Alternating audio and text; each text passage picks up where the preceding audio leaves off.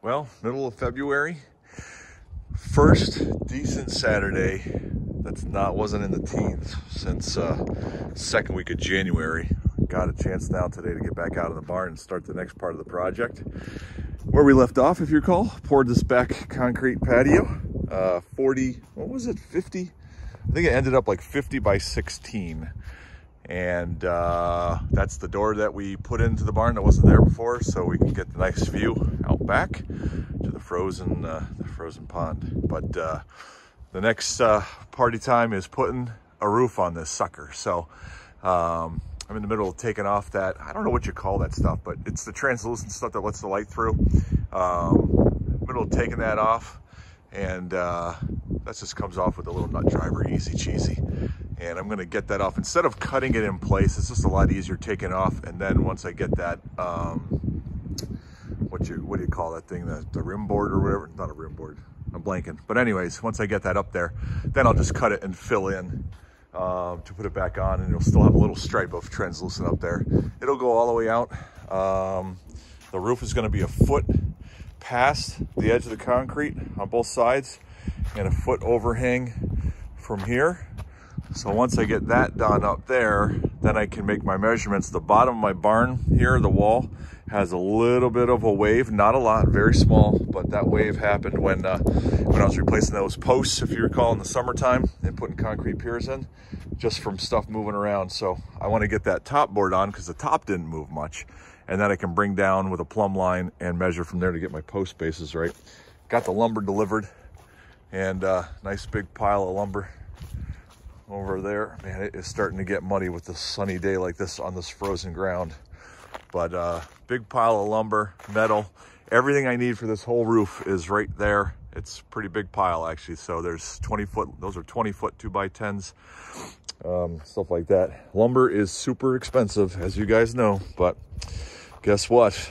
Got to get it done. We got a wedding coming. So anyways, so this is the start of this adventure, and we'll keep checking in.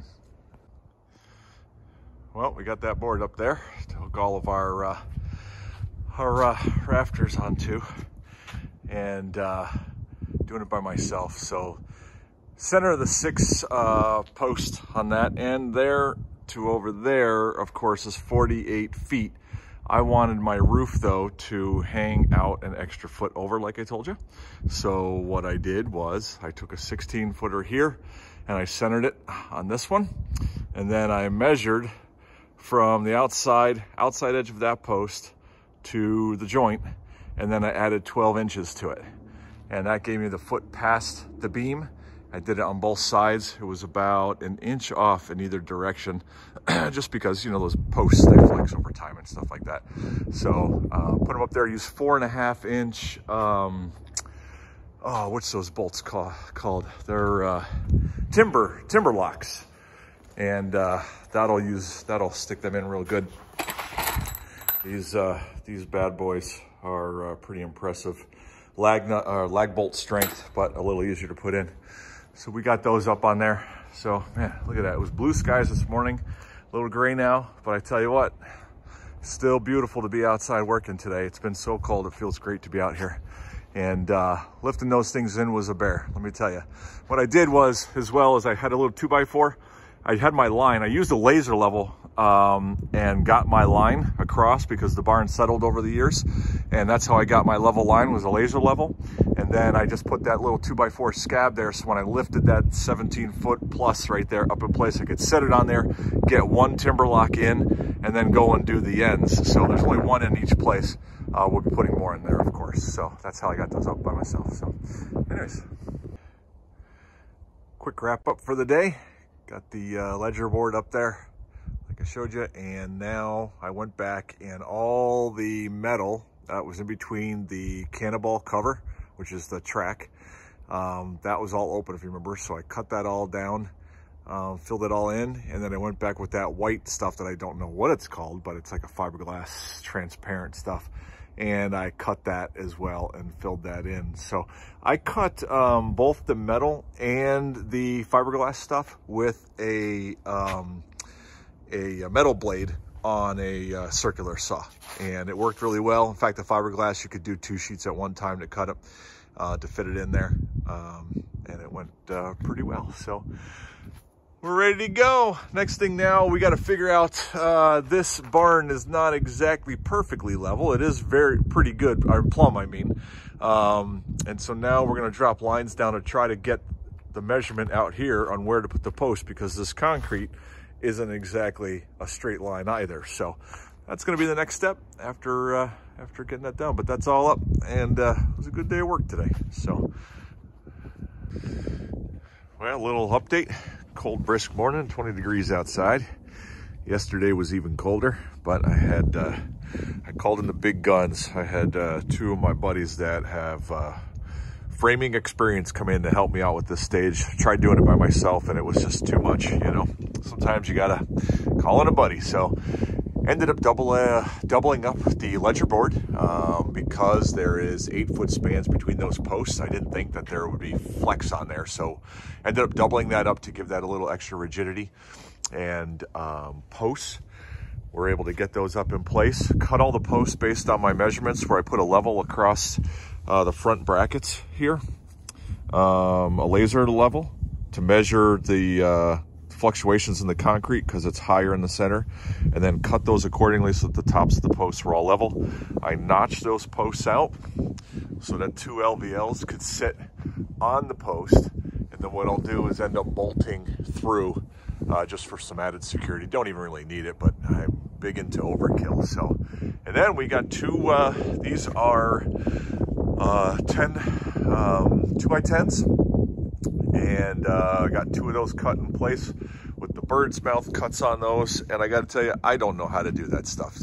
I watched these guys. It was like watching magic happen because they've done it so many times. They explained it to me. I could probably do it myself now after watching them do it. But it's really, there's plenty of other videos on YouTube on how to do that. I am not the one to show you, teach you that for sure. So putting Joyce hangers on them, which they thought was overkill, but you know what? I'm a big believer in overkill. So putting those on after we get them nailed in place and held. These are the, they have that bottom plate that turns, so they're adjustable. So they'll fit any angle that you want. Putting those on, and then of course just nailing those over there. And yeah, got these in place. Put these LVLs up. I'm gonna have to cut these. We just put them up and figured we cut them afterwards just to make sure there's no mistakes, cutting them wrong and then putting up, figuring out after. So the ends will have to get trimmed. There is an overhang, so not all that gets cut off, but a little bit of it will be once we get it all figured out. So coming together, here we go. Well, we got her done.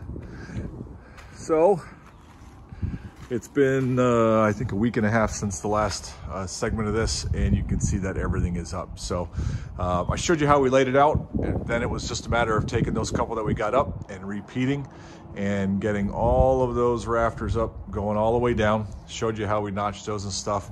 And then I went up and did purlins. And purlins every 24 inches.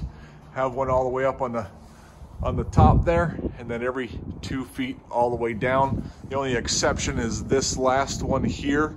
From that one to the 2 feet was just shy of the end, and so that one is a little bit longer. That one's about 30 inches, so to the top one there. Oops, made it out of focus, sorry. And then of course you have your fascia on the ends there. And my fascia, we had cut the rafters so the fascia stood up a little bit above the rafters. So when I put that end purlin there, it kind of slid down and butt right up against it. And then I was able to put the little trim piece, I don't know if you can see it there. It's like a drip edge, but it doesn't have the little kicker on it. And that goes there. And then we ended up with a 4-inch overhang going all the way down. I saw a video of a guy who actually put 2 boards that extended out and then ran a string. So every time he put the metal up, he could take the metal and move it down along the string to keep that straight line, because that's really what you want.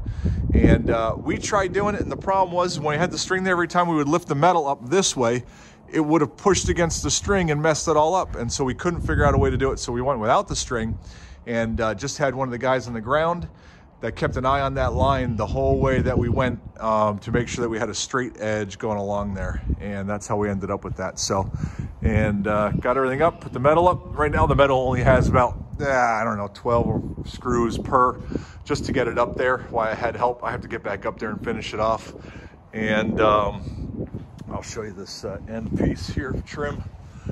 So that piece right there that you see, that goes up over the top as well. There's no way for me to show it to you just because of the angle. And it overlaps the edge of the metal and then screws down. That's your trim piece. And then there'll be another one that goes up in that gap right there along the whole, all the way down the building. That'll be underneath that soffit to keep water, for the wind from blowing water and snow up in there. And that'll have like a little rubber gasket that goes over the ridges, and then that thing gets screwed down on top. So I have that step to do as well, but that's about it. But overall, I tell you what, this thing looks great. What a great addition. Remember, this is, the roof is 51 feet long. So I think the patio was like 48.5 feet by 16 foot out. So that's a lot of square footage for some outdoor space. The next project that I'll be working on, make a separate video, is doing the railings. I'm going to be making the wire, the cable railing, and doing that because the view here, I don't want, when these doors are open there, I don't want that big railing to be messing things up. So I'm going to have cable railing coming across here. I'm going to have to put center posts just to kind of, because we do want a handrail.